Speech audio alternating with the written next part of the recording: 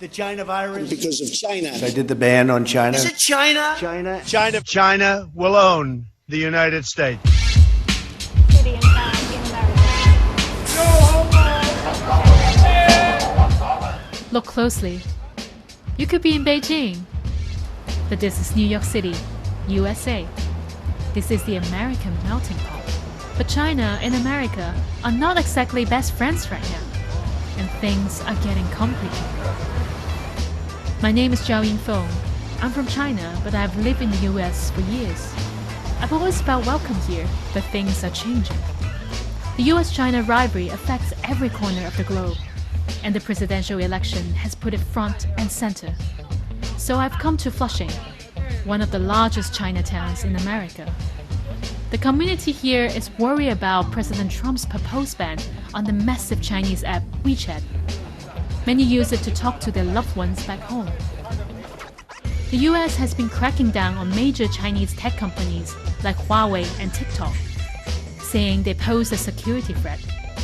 Now WeChat has come under fire. Shenyang is suing the US government to stop the ban.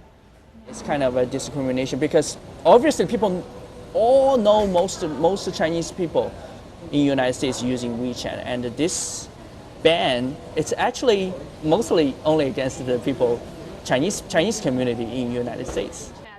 Washington says WeChat is being used for surveillance and censorship, but Shenyang says it has allowed Chinese immigrants to share their newfound democratic values within the community and with their friends back in China. This executive order is kind of across the line and it diminish the value we try to spread to the world, to the mainland China.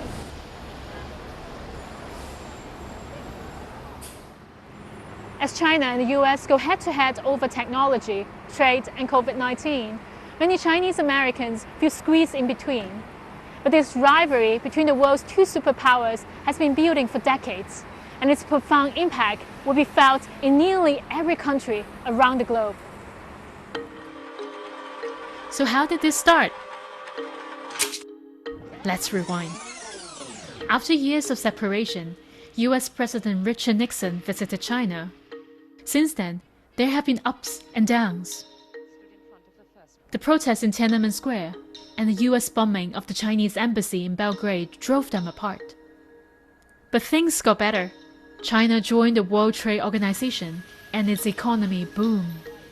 The two superpowers became partners in the global economy. But China has always been criticized for not playing fair. China's never been just 100% fully wide open.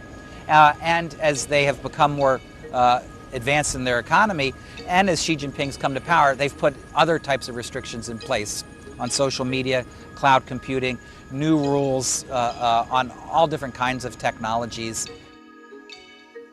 In the past decade, the US and China fought over trade but partner on climate change. Ties between the two countries have grown, as have geopolitical tensions. Some say, like a couple fighting. And like it, he's a friend of mine. 110,000 people. One person is too much. It should have never happened because of China. It happened because of China. Now the relationship is at its lowest point. They want to decouple, to break up and undo the deep economic ties built over the years. You might be forced to choose sides. Say, we're going to do business with just the Chinese or just the Americans. So it's putting countries, companies, students, employees in a very difficult position.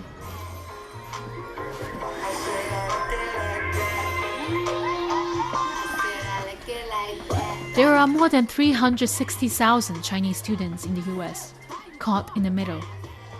Washington believes some are actually spies pretending to be students to steal US intellectual property. So I would say that a lot of suspicions towards Chinese students are pretty unfair. Like, people come to US for seeking for better career development, for opportunities. They want to get education, they want to make new friends, they want to make the best out of their journey in this different country.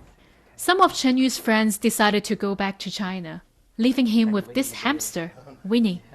But Chen Yu is unsure about how long he and Winnie will stay here. He doesn't feel welcome anymore. Since the intensification of this bilateral relationship, it's very challenging. And myself and also a lot of my friends are starting to look for like positions, job opportunities back in China or in other markets in Asia. To me, the US and China sometimes seem like long-lost twins, with nationalism on the rise in both countries. Regardless of whether Trump or Biden wins the election, the rivalry between these two superpowers is here to stay.